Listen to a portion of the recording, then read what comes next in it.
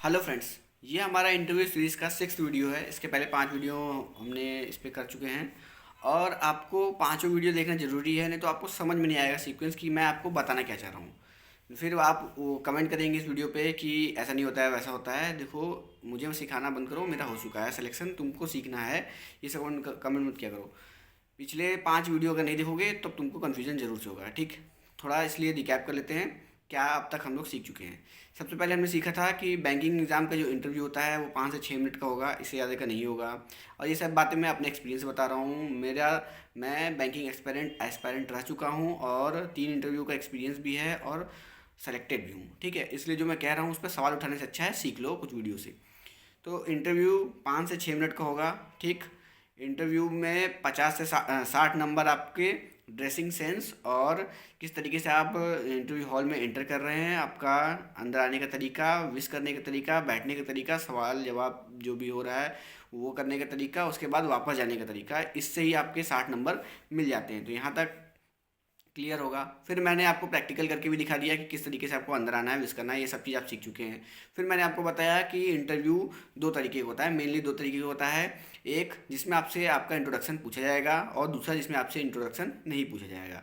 फिर हम इंट्रोडक्शन वाले पे थे कि हमसे अगर इंट्रोडक्शन पूछा गया तो क्या होगा, किस तरीके से इंट्रोडक्शन देना है। तो इंट्रोडक्शन भी मैंने आपको हिंदी और इंग्लिश दोनों में करके दिखा दिखा दिया है बोल के। और इंट्रोडक्शन पे हमने एक वीडियो पूरा देखा हुआ है कि इंट्रोडक्शन में क्या क्या इंक्लूड होना चाहिए। आपका नाम, एड्रेस और स्कूलिंग, उसके बाद से long term goal, short term goal, weakness, strength और हॉबीज़, ये सारी चीज़ें हमने बता दी। उसमें क्या क्या इंक्लूड करना है, क्या नहीं करना है, सब चीज़ हम बात कर चुके हैं। ठीक है, इंट्रोडक्शन पे किस तरीके से क्रॉस क्वेश्चन हो सकता है, जैसे कि आपके नाम का मतलब पूछा जा सकता है और आपका जो भी हॉबी है उससे रिलेटेड सवाल पूछा जा सकता है। आप जहाँ से बिलोंग करते हैं उस जगह के बारे में आपसे पूछा जा सकता है। तो ये सब चीज़ आपको तैयार करना है। ठीक, इतना बता दिया। फिर मैंने आपको बताया था कि अगर इंट्रोडक्शन वाला इंटरव्यू हो रहा है आपका तो इंटरव्यू आपके हाथ में है। उस क्यों, क्योंकि 5 से 6 मिनट का ही होने वाला है और आप, मैंने 1.5 मिनट का आपका इंट्रोडक्शन ही बताया था आपको। और आप अंदर आएंगे, बैठेंगे, इंट्रोडक्शन पूछा जाएगा, आप देंगे, इसमें ही 2 मिनट लग जाएगा। और इंट्रोडक्शन इस तरीके से हमने डिज़ाइन किया है कि उससे 1-2 क्वेश्चन जरूर आएगा, तो 3-4 मिनट तो इसमें ही खत्म हो जाएगा। तो आपके हाथ में हो जाएगा इंटरव्यू।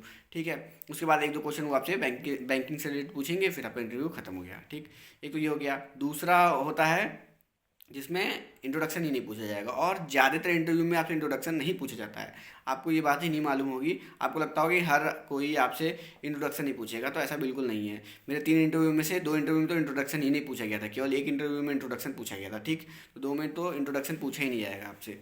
ठीक, तो इंट्रोडक्शन नहीं पूछा जाएगा तो क्या पूछा जाएगा। और अगर इंट्रोडक्शन पूछा भी गया आपसे, लिया भी गया आपका इंट्रोडक्शन, तो फिर भी ये कुछ कॉमन क्वेश्चन है जो दोनों तरह के इंटरव्यू में आते हैं। जैसे कि आपके एजुकेशनल बैकग्राउंड से क्वेश्चन, कि आप जैसे बीटेक किए हो तो बीटेक करके बैंकिंग सेक्टर में क्यों आ रहे हो, वाई बैंकिंग आफ्टर इंजीनियरिंग, या why banking after doing BSc MSc, मतलब कुछ भी पूछा जो भी आप किए हैं उसके बाद से। अगर आपका कॉमर्स स्ट्रीम नहीं है और कोई भी स्ट्रीम है उसके अलावा और आप बैंकिंग में आ रहे हैं तो आपसे ये सवाल पूछा जा सकता है। तो ठीक है, तो ये सवाल पूछने के पीछे का लॉजिक पहले हम समझेंगे ताकि आप अपने हिसाब से आंसर फ्रेम कर सकें। नहीं तो मैं सबको बताते बताते रह जाऊंगा कि बीटेक वाले क्या जवाब दें, एमटेक वाले क्या जवाब दे, बीएससी वाले क्या जवाब दे, एमएससी वाले क्या जवाब दे, बीए वाले क्या जवाब दे, बीसीए वाले क्या जवाब दे।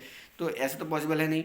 तो हम ये क्वेश्चन के पीछे का साइकोलॉजी समझेंगे क्या है, उसके बाद आप अपने हिसाब से फ्रेम करिएगा और मैं एक मॉडल आंसर दे दूंगा। ठीक, तो क्या होता है, जैसे कि हर सवाल का जवाब ही नहीं दिया जाता। मतलब कोई हर सवाल का जवाब देना जरूरी नहीं होता है कि आपसे कोई सवाल पूछा गया है तो उसका आप जवाब दें। कुछ सवाल ऐसे होते हैं जिसका आपको जवाब देना ही पड़ेगा, उसमें घुमा फिरा नहीं सकते हैं। जैसे कि आपसे आपका नाम पूछा जाए कि आपका नाम क्या है, तो आप बोलेंगे, जैसे मुझसे पूछा जाएगा आपका नाम क्या है तो मैं बोलूँगा आशुतोष गुप्ता। बस यही बोल सकता हूँ, इसके अलावा तो कुछ बोल नहीं सकता। जैसे आप मुँह मुझसे पूछे कि आपका नाम क्या है तो मैं अब कहानी बता रहा हूँ कि जब मेरा जन्म हुआ था तो मेरे माता पिता ने पंडित जी को बुलाया, फिर उसके बाद से ऐसे ऐसे हुआ तो मेरा नाम ये रखा गया। ऐसे तो बताऊँगा नहीं, सीधे बताना पड़ेगा कि मेरा नाम आशुतोष गुप्ता है। लेकिन कुछ सवाल ऐसे होते हैं जिसका सीधे जवाब देंगे तो फंस जाएंगे और सीधा जवाब देने में आपको डर भी लगेगा। क्योंकि जैसे आप बीटेक करके बैंकिंग में क्यों आ गए, आप क्या बोलेंगे कि नौकरी नहीं है तो क्या करूं, यहीं पे यही एक ऑप्शन ही है तो क्या करूं। ऐसे थोड़ी बहुत जवाब दे सकते हैं, नहीं दे सकते।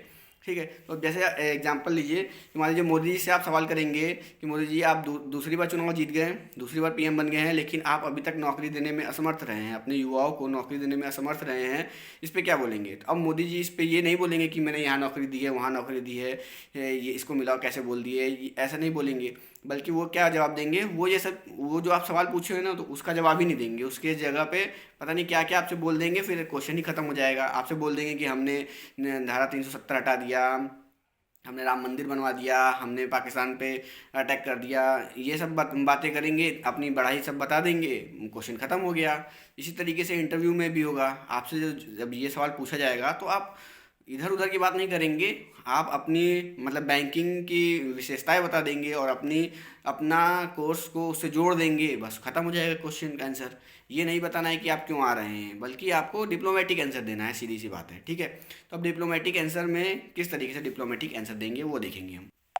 पहले हम समझ लेते हैं कि इंटरव्यूअर जब ये क्वेश्चन आपसे पूछ रहा है तो वो जानना क्या चाहता है। देखिए, वो आपसे पर्सनल तो है नहीं कि आपका दोस्त या आपका रिश्तेदार तो है नहीं कि आपसे पूछ रहा है अरे यार तुम बैंक इंजीनियरिंग करके बैंकिंग में क्यों आ गए, ऐसा सवाल तो है नहीं। वो ये आपसे पूछा इसलिए जा रहा है कि वो आपके एटीट्यूड को देखना चाह रहा है, आपके जवाब देने के तरीके को समझना चाह रहा है कि आप किस तरीके से जवाब दे पा रहे हैं। सिचुएशन हैंडलिंग है ये, एक तरीके से आपके लिए सिचुएशन हैंडलिंग है, कहीं आप फंस गए हों और आप उसमें से कैसे निकलेंगे, ये एक तरीके का सिचुएशन हैंडलिंग का केस है, ठीक है। तो वो आपको ऑब्जर्व करेंगे कि आप परेशान हो गए क्या, ये या फिर आप कॉन्फिडेंट, अभी भी कॉन्फिडेंट। ये डिमोरलाइज करने वाला क्वेश्चन है, आपको डिमोरलाइज किया जा रहा है इनडायरेक्टली आपसे बोल के कि भाई तुम बैंक इंजीनियर हो, बैंक में क्यों आ रहे हो। ऐसे भी तो पूछा जा सकता है गुस्सा के, तो भाई तुम इंजीनियर हो, तुम बैंक में क्यों आ रहे हो। तो ये आपको डिमोरलाइज किया जा रहा है। तो डिमोरलाइज किया जा रहा है तो वो उसके बाद से जो ऑब्जर्वर वहाँ बैठा होगा इंटरव्यू पैनल में, वो आपको देख रहा होगा कि आप क्या हुआ, आपका आपका रिएक्शन कैसा रहा, ठीक है, आप किस तरीके से जवाब दे रहे हैं। ये इसलिए क्वेश्चन है, आपका जवाब नहीं सुनने बैठा है कि हाँ मेरे घर में नौकरी की बहुत ज़रूरत थी, मैं ही एक लड़का हूँ, ये सब सुनने के लिए वो नहीं बैठा है, ठीक है। वो आपका सिचुएशन हैंडलिंग देखना चाह रहा है कि किस तरीके से आप जवाब दे रहे हैं। तो आपका जवाब क्या होना चाहिए देखेंगे।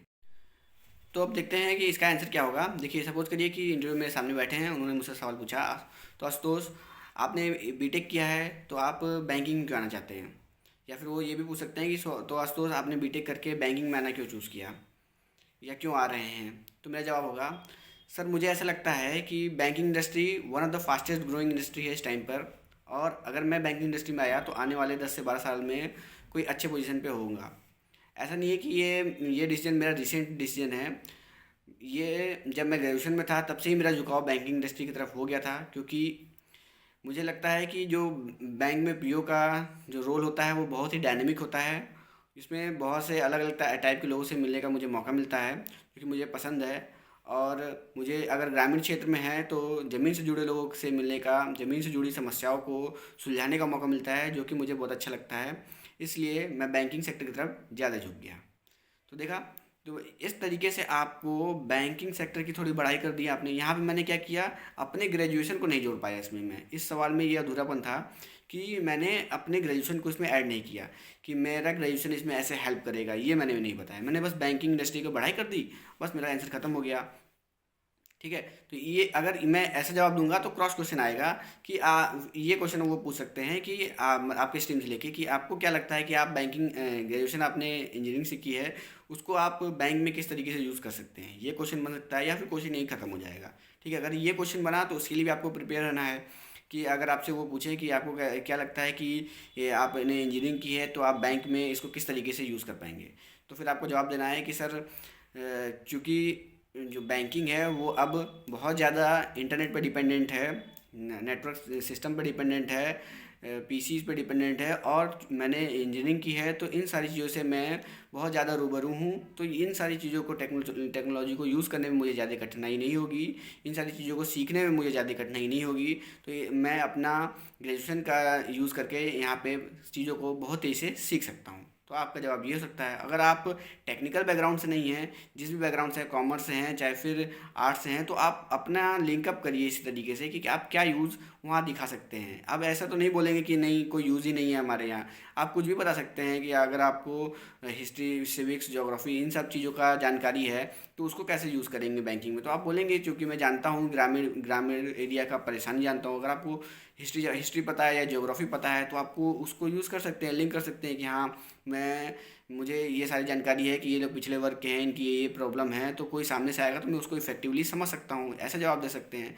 तो आपको अपने कोर्स के हिसाब से लिंक अप करना पड़ेगा। लेकिन जो पहला जवाब मैंने दिया कि वाई बैंकिंग, वो सबके लिए कॉमन हो सकता है, सब लोग आप इसको यूज़ कर सकते हैं।